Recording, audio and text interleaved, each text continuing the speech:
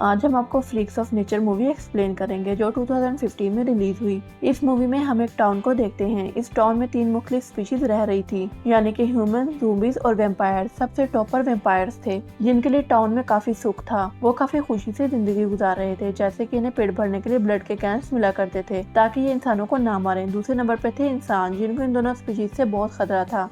और तीसरे होते हैं ज़ॉम्बीज, जो अपनी भूख मिटाने के लिए इंसान का दिमाग खाते थे। इसीलिए इन ज़ॉम्बीज को एक अलग ही जगह पर लॉकअप करके रखा हुआ था। इसी टाउन में एक कॉलेज भी था, जहाँ पर तीनों स्पीशीज के बच्चे पढ़ने आया करते थे। फिर हम एक लड़के को देखते हैं जिसका नाम डैग होता है। डैग को अपनी क्लास फेलो बहुत पसंद होती है, लेकिन वो डैग को ज्यादा लिफ्ट नहीं करवाती और अक्सर उसे इग्नोर भी करती है। फिर हम दूसरी मेन कैरेक्टर को देखते हैं जिसका नाम पेट्रा होता है। उसी रात जब पेट्रा अपने वेम्पायर दोस्त के साथ पार्टी में जाती है, जहाँ पर वो उसे बाइट कर लेता है और इस वजह से वो घर आने के बाद ऐसा ऐसा वेम्पायर में बदलने लगती है। नेक्स्ट डे पेट्रा बार बार अपने फोन चेक करती है और उस वेम्पायर की कॉल या मैसेज का इंतजार करने लगती है। ना तो कोई मैसेज आता है और ना ही कोई कॉल आती है। तो इससे यहाँ पर ये बात तो क्लियर हो जाती है कि वो वेम्पायर असल में पेट्रा के साथ धोखा कर रहा था। रात के टाइम हम देखते हैं कि नेट को और उसके भाई को उनके पेरेंट्स काफी डांट रहे होते हैं। तब इस वजह से नेट को काफी गुस्सा आ जाता है और वो चला जाता है ज़ॉम्बीज वाले जोन में, जहाँ ज़ॉम्बीज बगैर कुछ सोचे समझे जो वो चाह रहे थे कर रहे थे। नेट को ज़ॉम्बीज की जिंदगी काफी पसंद आने लगती है, इसलिए वो एक ज़ॉम्बी लड़की को खुद को काटने के लिए कहता है। वो ज़ॉम्बी लड़की ऐसा ही करती है, यानी कि वो नेट के पाँव पर काट लेती है, जिसकी वजह से नेट भी अब ज़ॉम्बीज में कन्वर्ट हो जाता है।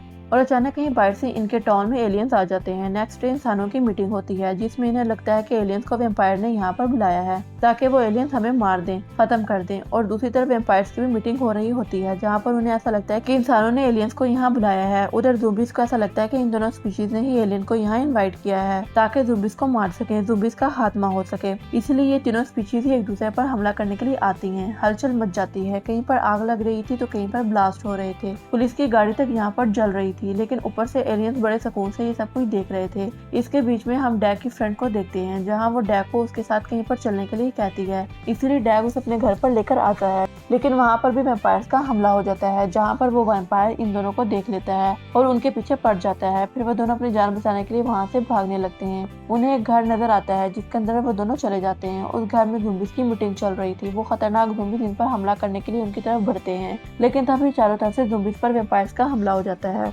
जिसकी वजह से यहाँ काफी खतरनाक लड़ाई हो जाती है। अचानक से वहाँ पर पुलिस की गाड़ी आती है, जिसकी वजह से बहुत सारे लोग यहाँ पर मारे जाते हैं। जहाँ बाद में तीनों मेन कैरेक्टर यानी कि पेट्रा, नेट और डैग वही बचे थे। और जब वो तीनों आपस में एक दूसरे को मारने ही लगते हैं, तभी वहाँ पर अचानक से एक व्हाइट लाइट आ जाती है। वहाँ पर बहुत सारे एलियंस आकर सारे इंसानों को, वेम्पायर्स को और ज़ॉम्बीज को किडनैप करके अपने साथ लेकर जा रहे थे। तभी यहाँ पर डैग को याद आता है कि ये घर तो मेरे पियानो टीचर का है और वो जरूर अभी अपनी जान बचाने के लिए बेसमेंट में ही छुपे होंगे। इसलिए डैग अपने टीचर से काफी रिक्वेस्ट करने लगता है और वो फाइनली इन तीनों को भी अंदर ले लेता है। तो विंडो के जरिए डैग यहाँ पर एलियंस को देखने के लिए जाता है, लेकिन तभी पेट्रा और नेट टीचर और उसकी मदर पर हमला कर देते हैं, जहाँ पर वो उन दोनों को मारकर उन्हें अपना खाना बना लेते हैं। डैग जब पीछे मुड़कर देखता है तो वो हैरान हो जाता है और हैरानी में ही वो उनसे पूछता है कि ये तुम दोनों ने क्या किया। फिर अब वो तीनों मिलकर उस जगह को साफ करते हैं और रात वो उसी बेसमेंट में गुजारते हैं, जहाँ वो तीनों भी एक दूसरे के काफी अच्छे दोस्त बन जाते हैं। नेक्स्ट डे जब वो विंडो के जरिए बाहर देखने के लिए जाते हैं, तब एक एलियन इन्हें देख लेता है और इनके पीछे पड़ जाता है। तो इसीलिए वो बेसमेंट का दूसरा दरवाजा तोड़कर वहाँ से बाहर निकल जाते हैं। अब क्योंकि पेट्रा एक वैम्पायर थी, इसलिए सूरज की रोशनी की वजह से उसकी बॉडी जलने लगती है। तो यहाँ पर डैग उसे बचाने के लिए अपने सारे कपड़े उतार कर पेट्रा को पहना देता है और खुद वो बगैर कपड़ों के ही रहता है। बाहर हर तरफ धुआं ही धुआं था, इसलिए वो एक दूसरे से अलग अलग हो जाते हैं। पर अब कुछ देर के बाद काफी मुश्किलों से पेट्रा नेट को स्कूल लेकर जाती है। तब थोड़ी देर बाद डैग भी वहाँ पर आ जाता है,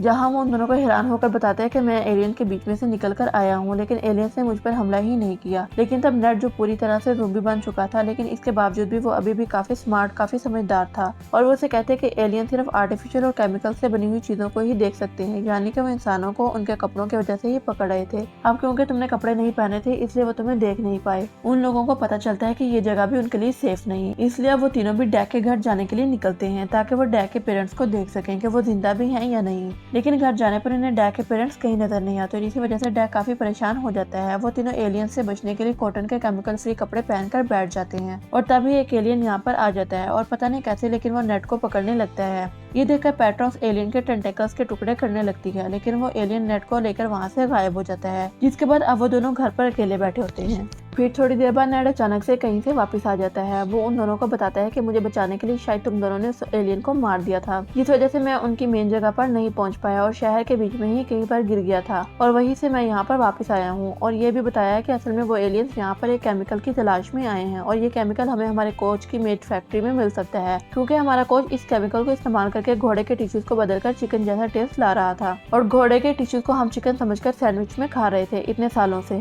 अभी सुनकर पेट्रो और डैक दोनों काफी हैरान हो जाते हैं और इन्हें काफी बुरा भी लगता है। अब वो लोग अपने कोच की फैक्ट्री में जाते हैं उसे हेल्प लेने के लिए। वो इन तीनों को यहाँ से निकाल देता है, जहाँ उन तीनों के सामने अचानक से एलियन आ जाता है और एलियन इन्हें किडनैप करके शहर की दूसरी तरफ एक फैक्ट्री में डालता है, जहाँ पर शहर के बाकी लोग भी मौजूद होते हैं। यहाँ पर एलियंस ने स्पीशीज के 3 हिस्से किए होते हैं, ज़ॉम्बीज़ के, इंसानों के और वैम्पायर्स के। तब यहाँ पर डैक अपने पेरेंट्स को देखकर काफी खुश होता है कि थैंक गॉड वो सेफ हैं। और वैम्पायर्स के एरिया में हम पेट्रा को भी देखते हैं, जहाँ उसके पास उसका वैम्पायर दोस्त तड़पते हुए आता है और वो उसे कहता है कि तुम अभी अभी बाहर से आई हो, जरूर तुम्हारे अंदर अभी खून होगा, इसीलिए प्लीज प्लीज तुम मुझे वो दे दो। लेकिन इस बात से पेट्रा को बहुत गुस्सा आता है और वो उसे काफी मारती है। और दूसरी तरफ नेड ये सोचने लगता है कि आखिर ज़ॉम्बीज़ के एरिया में बने इस फील्ड को तोड़ा कैसे जाए जिसको कि एलियन ने बनाया है। लेकिन तब ही इसे याद आता है कि अगर वो सारे लोग मिलकर इस पर हमला करेंगे तब ये फील्ड टूट सकती है। जिसके बाद वो तीनों स्पीशीज ऐसा ही करते हैं, यानी कि इंसान, वैम्पायर और ज़ॉम्बीज़ काफी जोरदार अटैक से उस फील्ड को तोड़ देते हैं और सारे लोग यहाँ पर आजाद हो जाते हैं। और अब वो सीधा जाते हैं उस कोच की फैक्ट्री में, जहाँ पर वो एलियंस दोबारा आ जाते हैं हमला करने के लिए। लेकिन तब वो कोच अपने टैंक में उस केमिकल को रिलीज कर देता है जिस केमिकल को लेने एलियंस यहाँ पर आए थे। एलियन जैसे ही उस केमिकल को देखता है वो अपनी असली शक्ल में आ जाता है, जिसके काफी छोटे छोटे से हिस्से होते हैं। और अब इस तरह से वो सारे एलियन इस केमिकल में मिक्स होने लगते हैं और अब देखते ही देखते इन सभी एलियंस का एक बड़ा जायंट एलियन बन जाता है जिसका रंग सफेद होता है। जहाँ पर वो सबको पहले तो थैंक यू कहता है, लेकिन बाद में इन लोगों को बुरा भला कहने लगता है कि तुम लोग कितने छोटे हो और बिल्कुल ही पागल हो, कितना लड़ते हो एक दूसरे से, और मुझे देखो मैं इतना बड़ा हूँ, एक जायंट एलियन हूँ, तुम लोग तो मेरे आगे बच्चे और फजूल लग रहे हो। ये सुनकर सभी लोगों को गुस्सा आ जाता है, इसीलिए वो उसे मारने लगते हैं और उसके ऊपर केमिकल स्प्रे करने लगते हैं। इधर पेट्रा का वो दोस्त जो कि वैम्पायर था वो पेट्रा को मारने के लिए आता है, लेकिन तब डैग वहाँ पर उसको बचाने के लिए जाता है, जहाँ पर वो अचानक से एक वुल्फ फेयर में चेंज हो जाता है और उस वैम्पायर पर हमला करके उसे मार डालता है। और दूसरी तरफ वो एलियन भी बिल्कुल स्लिम होकर छोटा सा बच्चा बन जाता है और वापस अपनी स्पेसशिप एलियन में चला जाता है। लेकिन इससे पहले वो इन लोगों पर बॉम्ब फेंक कर जाता है, जो कि आकर सीधा नेड के हाथ में गिरता है और नेड उस बॉम्ब को पकड़कर डैग को देता है, जहाँ डैग अपनी पूरी ताकत से उस बॉम्ब को वापस उस स्पेसशिप में डाल देता है। इसकी वजह से उस शिप का काफी बड़ा ब्लास्ट हो जाता है और सारे एलियंस तबाह हो जाते हैं और बिल्कुल खत्म हो जाते हैं। और अब पूरा शहर नॉर्मल हो चुका था और तीनों स्पीशीज एक दूसरे के साथ काफी अच्छे से मिलकर रह रही थी। और यहीं पर हमारी मूवी खत्म हो जाती है। अगर आपको मूवी की एक्सप्लेनेशन पसंद आई हो तो वीडियो को लाइक करें और चैनल को सब्सक्राइब करें। मिलते हैं नेक्स्ट वीडियो के साथ, तब तक के लिए गुड बाय।